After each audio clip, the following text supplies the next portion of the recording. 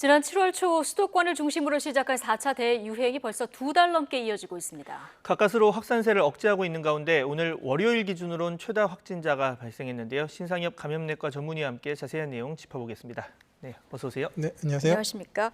1,597명, 이게 월요일 기준으로는 역대 최다라고 하고요. 오늘 또 하나, 수도권의 경우 일주일 하루 평균 확진자가 전주보다 54명이 늘었다. 이 점이 좀 눈에 띄더라고요.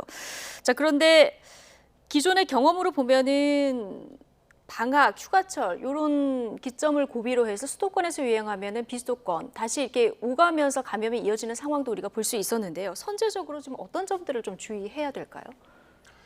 지금 그 유행의 양상이 이제 좀 4차 유행 초기와는 좀 바뀌고 있습니다. 예. 그 또 1, 2차 유행과 또 3, 4차 유행이 다른 부분들이 있는데 지금 일단 지금 예방접종 완료자가 35%가 넘어가고요. 예. 지금 전 국민으로 따졌을 땐 1차 접종자가 60%, 그다음 18세 이상 접종이 이루어지고 있는 인구 중에서는 70%가 1차 접종을 마쳤습니다. 그러니까 지금 과거에는 어떤 그 대규모 위험시설 같은 곳에서 뭐 100명 단위 이상의 집단 유행이 나타났다 그러면 지금은 집단 유행이 나타나도 지금 계속 방송으로 나오지만 수십 명대거든요. 예. 그 무슨 말이냐면 이 접종 완료자와 1차 백신 접종자들을 통해서 지금 역학적 연결고리들이 지금 유행 상황에서 계속 끊어지고 있는 상황에서 결국은 산발적인 집단 감염과 선행 접촉자 조사 이런 통해서 나타난 확진자들만 지금 나오고 있거든요. 그러니까 결국은 지금 집단적인 감염도 감염이지만 결국 아직까지는 접종자가 더 늘어나기 전까지는 이런 산발적인 감염과 소규모 감염들 위주의 이제 이런 확진자들을 통해서 이제 숫자가 늘어날 거기 때문에 그런 부분에서 이제 집중해서 방역의 역량을 좀 더 해야 될 것 같습니다. 네, 자 산발적인 집단 감염에 좀 주의를 해야겠다라는 얘기 해주셨고, 자 질문하기 앞서서 지금 방역 당국 브리핑이 조금 전 시작이 됐다고 합니다. 네, 방역 당국 브리핑. 네, 현장 연결하기 전에 하나만 더 여쭤보겠습니다. 지금 요즘 아침 저녁으로 좀 날씨가 굉장히 선선합니다. 어떨 땐 쌀쌀하다는 느낌까지 되는데 이렇게 낮아지는 기온 속에 바이러스 생존에 좀 유리한 환경이 될 수 있다. 이 측면 좀 어떻게 보십니까? 고온다습한 장마철에는 원래 이제 호흡기 바이러스 감염증이 유행하지 않습니다. 예, 예. 네. 고온다습한 환경 자체가 바이러스 생존력을 떨어뜨리고 비가 오게 되면 사람들이 아무래도 외부에 외출이 좀 줄어들기 때문에 이동량도 줄고 사람 간 밀접 접촉도 주는 경우들이 많이 있습니다. 그래서 예. 그런 환경적 요인 때문에 사실 이제 여름철에는 호흡기 바이러스가 좀 유행이 좀 덜한데 그럼에도 불구하고 지금 코로나19는 워낙에 전파력이 세기 때문에 사실 유행을 했던 거거든요. 가을철, 겨울철이 되게 되면 사실 환경적인 이제 날씨가 쾌청해지면서 사람들 외출이 많아지고 바이러스 생존력이 느는 이제 가을을 지나가서 이제 10월부터 이제 본격적으로 호흡기 바이러스가 유행을 하게 될 텐데 그런 그 시기를 대비해서 지금 이미 빨리 이제 예방 접종을 완료하고 사회적 거리두기를 통해서 이 의료 시스템 정비를 해서 확진자가 많이 나타나더라도 관리할 수 있게 이제 만들어야지만 그 가을철에 위드 코로나를 조심스럽게 시도해 볼 수 있는 그런 토대가 될 수 있을 것 같습니다. 예, 이 시기를 잘 넘겨야 할 것 같은데요. 방역 당국의 브리핑 시작됐습니다. 현장으로 가보시겠습니다. 1만 8,725명으로 전 국민의 60.1%이며 이 중 1,850만 8,241명이 접종을 완료하셨습니다. 연령대별 그 인구 대비 접종률을 보면은 그 1차 접종 기준으로 60대가 93.3%로 가장 높았으며 접종 완료 기준으로는 70대가 88.4%로 가장 높았습니다. 특히 50대 이상에서 1차 접종률이 90% 이상이고 18세에서 49세 연령의 접종이 사전 예약에 따라 순조롭게 진행 중입니다. 어제부터 50대 연령층의 2차 접종이 시작된 만큼 50대 이상 고위험군의 접종 완료율도 빠르게 높아질 것으로 예상하고 있습니다. 누적 1차 접종자 수는 4월에 그 300만 명이 달성된 걸 시작으로 6월에 1,000만 명, 8월에 2천만 명, 9월 3천만 명을 달성하면서 속도를 높이고 있습니다. 8월 26일부터 시작된 18세에서 49세 청장년층 예방접종이 지금 순조롭게 진행되고 있고 자녀 백신 접종도 매일 일정 수준 이상으로 이루어지고 있는 만큼 추석 전까지 3,600만 명 1차 목표 달성은 무난할 것으로 이렇게 전망하고 있습니다. 백신 도입과 배송, 접종, 그리고 이상 반응 모니터링으로 이어지는 접종 전반에 대해서 철저하게 준비해서 안전하고 편리한 접종이 이루어질 수 있도록 만전을 다하겠습니다. 다음으로 전자출입 명부를 활용한 접촉자 추적 조사 효율화에 대해서 말씀드리겠습니다. 중앙방역대책본부는 전자출입 명부, 즉 QR 정보를 활용하여 확진자가 이용한 고위험 시설 방문자가 진단검사를 받도록 안내하는 문자를 발송하도록 이렇게 절차를 마련해서 지자체에 안내하였습니다. QR 정보를 활용한 접촉자 추적 조사를 효율적으로 운영하기 위해서 그간 역학조사 지원 시스템을 개선해서 확진자 이용시설 그 파악 소요 시간을 기존의 0.5일에서 5분으로 단축하였습니다. 또한 원클릭으로 확진자 이용시설 방문자 명단을 신속히 조회할 수 있도록 시스템을 개선하였습니다. 다음은 코로나19 국외 발생 동향입니다. 우리나라의 주간 발생률, 주간 사망률, 누적 치명률 등 주요 지표가 아직 다른 주요 국가들에 비해서 현저하게 낮게 유지되고 있습니다.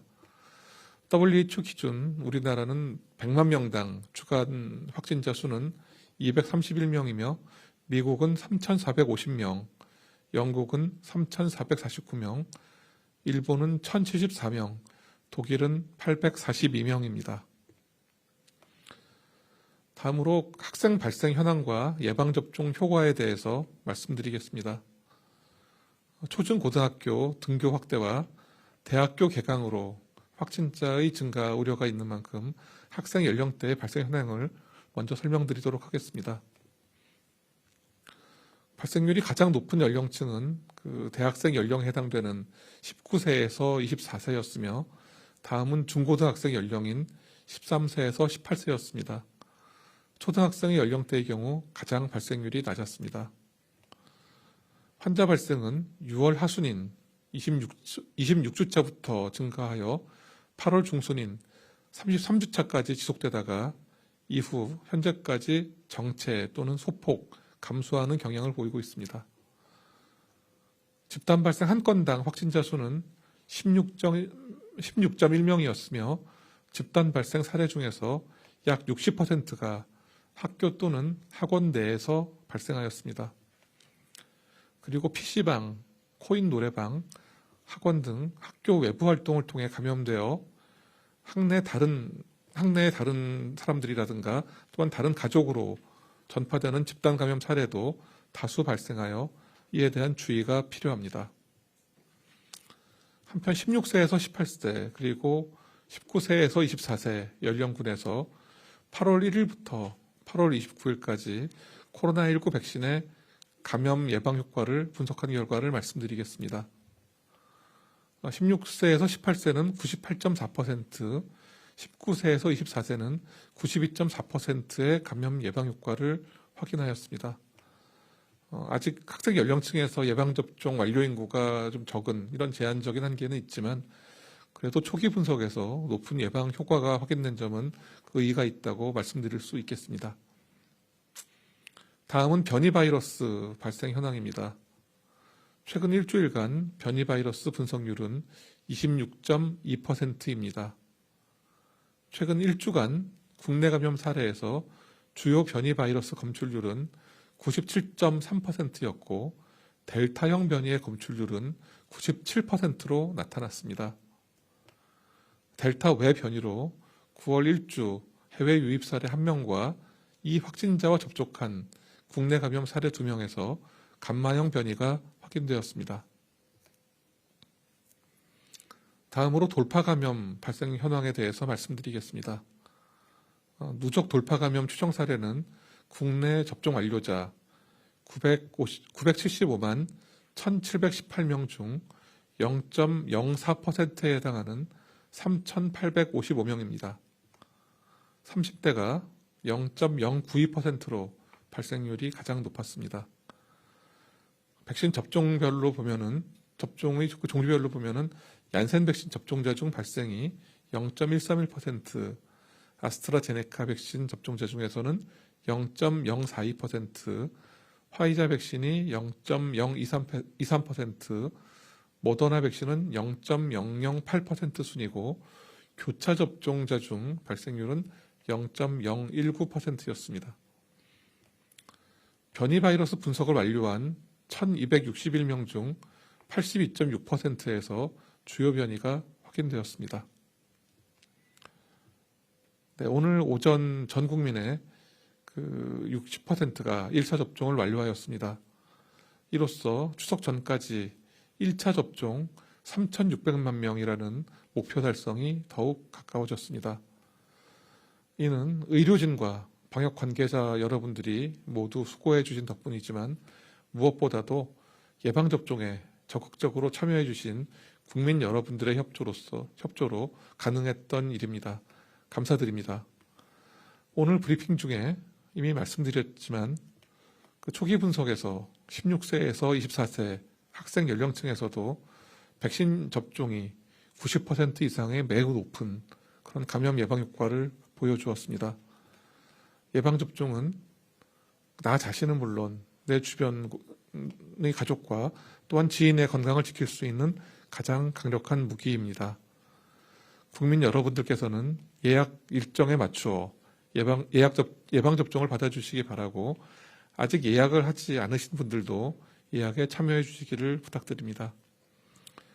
또한 일상생활 속에서 기본 방역수칙을 지키면서 거리두기와 사적 모임 제한 규정도 꼭 준수하여 주시기를 당부드립니다.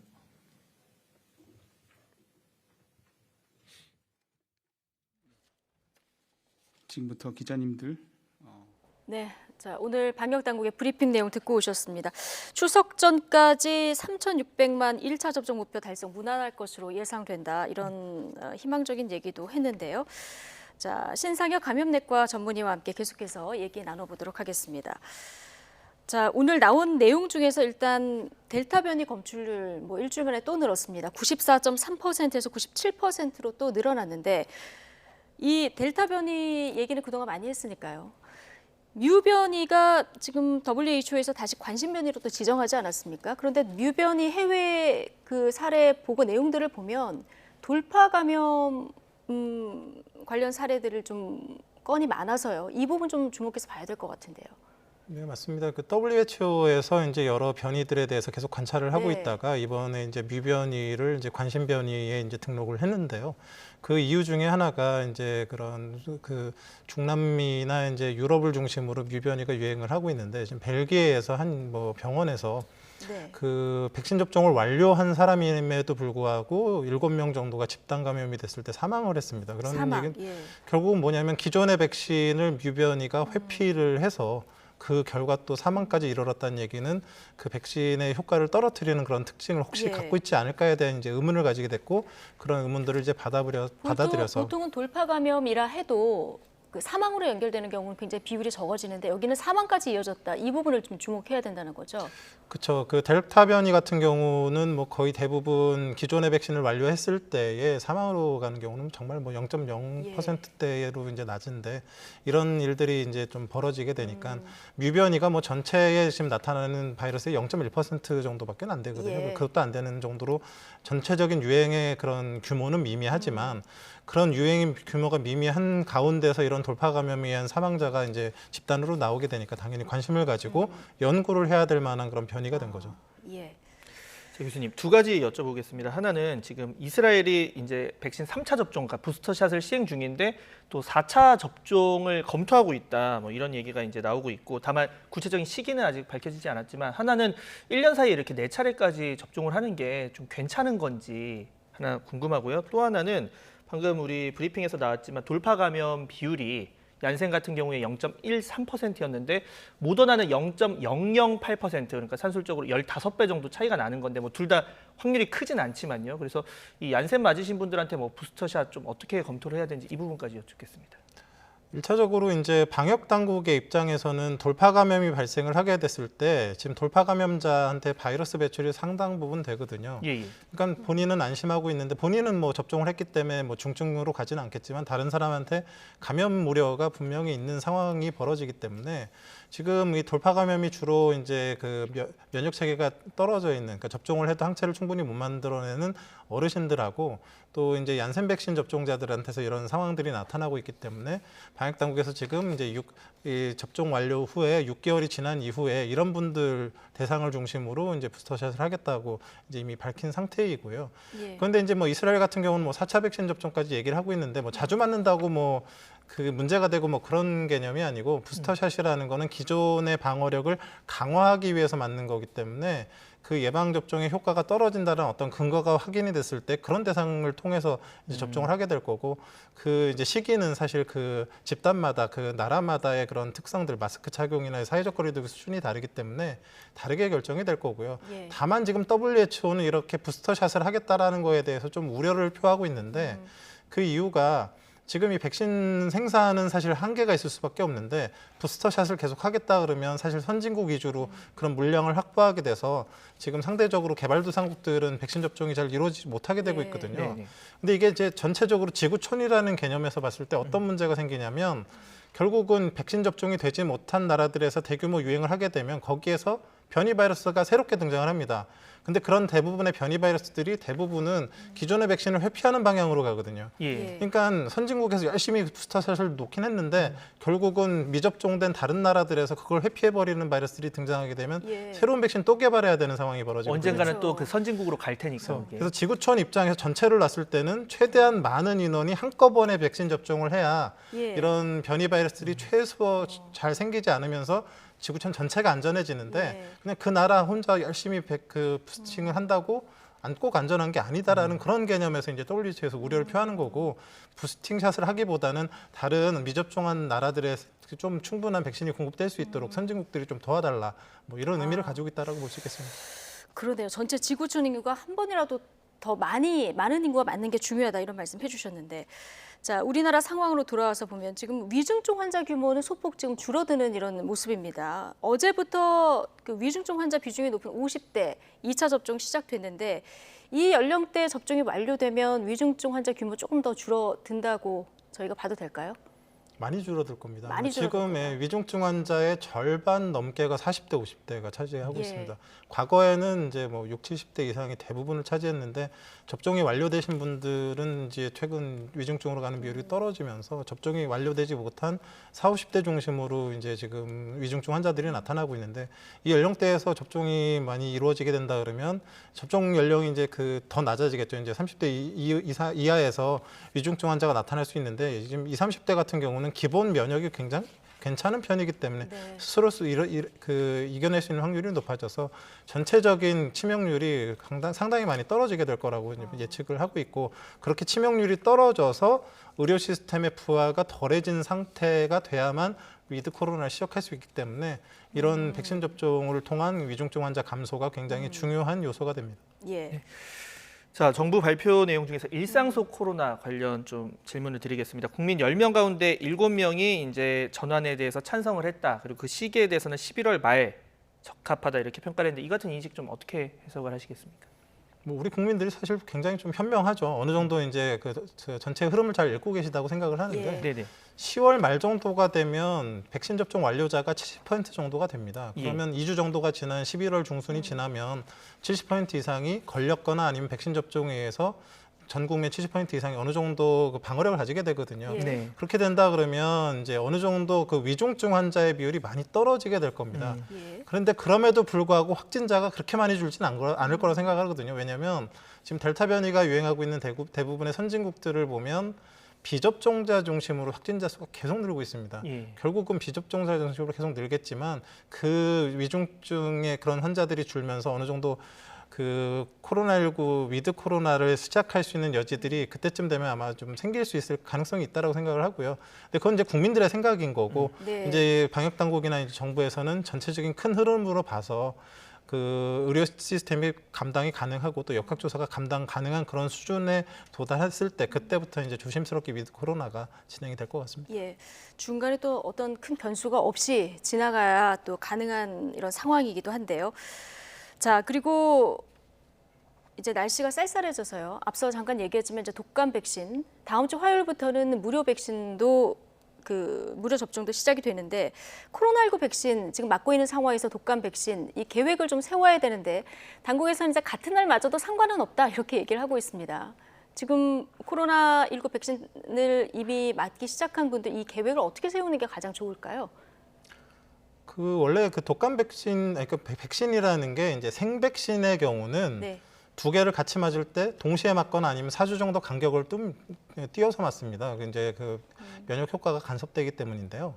근데 사백신 같은 경우는 애초에 예방접종 간격이라는 걸 둘 필요가 없는 걸로 되어 있습니다. 다만 코로나19 백신 맨 처음 도입됐을 때에 우리가 이 백신에 대해서 잘 모르는 상황에서 부작용이 나타나는 부분들을 동시에 접종해버리면 어떤 백신에 의해서 생겼는지를 확인할 길이 모르니까. 없기 때문에 예. 초기에는 한 2주 정도 간격을 두고 백신 접종 부작용들을 확인해달라는 그런 견지에서 이제 떴었던 건데 이미 코로나19 백신 접종이 많이 진행되면서 그 코로나19 백신이 다른 백신과 이제 혈소판감소성 혈전증이나 뭐 심근염 이런 걸 제외하고는 크게 차이가 나지 않는다라는 게 확인이 되고 있고요. 예. 백신 접종을 뭐 저 같은 경우는 해외여행 클리닉 가면 뭐 4개, 5개 하루에 뭐 접종하는 경우도 굉장히 많은데 부작용이 더 증가하지 않습니다, 보통은. 그렇기 때문에 백신 접종이 꼭 필요한 경우에 굳이 2번, 3번 이렇게 번거롭게 왔다 갔다 하면서 또 이렇게 접종을 놓치는 것보다는 한꺼번에 맞는 것도 가능하다고 충분히 생각을 하고요. 예.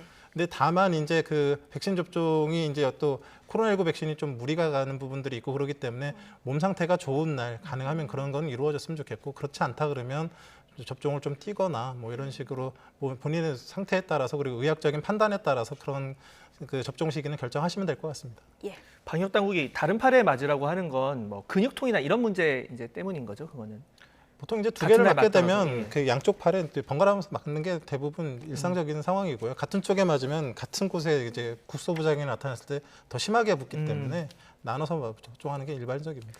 자, 마지막 질문으로 자, 영국이 지금 코로나19 이제 관련 코로나 바이러스 좀 연구 목적으로 이제 실험자를 일부러 코로나19에 이제 걸리게 한 다음에 관찰을 하는 이제 작업을 진행을 해왔고 올가을쯤 이제 전망이 나올 거라고 하는데 관련해서 이런 실험이 좀 그러니까 사실 지금이나 백신이나 치료제 개발하는 것도 진짜 약과 가짜 약을 맞추고 이제 관찰을 하는 건데 효능을 보는 건데 그런 부분에서 좀 이게 흔한 사례인지 이례적인지 이런 부분도 좀 궁금하거든요.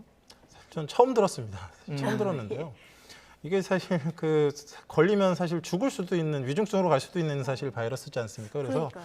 보통은 그 IRB라고 해서 그런 임상연구윤리위원회 통과가 굉장히 쉽지는 않은데 예, 예. 지금 미국은 사실 그래서 실패를 했고요. 근데 영국 같은 경우는 일단은 지금 2월에 이제 승인을 받았는데 네. 승인 조건 자체가 18에서 30세의 아주 건강한 사람들 을 대상으로 위중증으로 가지 않을 네, 가능성이 큰 그런 가능성이 적은 사람들을 통해서 크게 목표가 3가지입니다. 어느 정도 바이러스에 노출돼야 감염이 되는지를 확인을 하고 또 이제 감염된 사람들한테서 증상이 나타나기 전에 우리 몸에서 어떤 반응이 나타나는지를 확인을 하고 예. 또 이 감염된 그런 면역이 얼만큼 유지가 되는지를 확인을 하고 이게 길게는 이제 1년 정도 이제 좀 그 추적 관찰을 하도록 예. 이제 계획이 되어 있고 이제 중간 보고가 아마 뭐 가을쯤 되면 좀 아마 나올 것 같긴 한데요. 네. 굉장히 중요한 정보를 얻을 수는 있지만 사실 좀 진짜 위중증으로 갔을 때 위험이 있기 때문에 좀 사실 이렇게 쉽게 이렇게 접근할 수 있는 그런 그 실험은 아닌 거죠. 시험은 아니라고 생각을 합니다. 그러니까요. 중요한 정보를 얻지만 상당히 위험한 부분도 좀 있어서. 네, 오늘 말씀 여기까지 듣겠습니다. 신상혁 감염내과 전문의와 함께했습니다. 고맙습니다. 고맙습니다.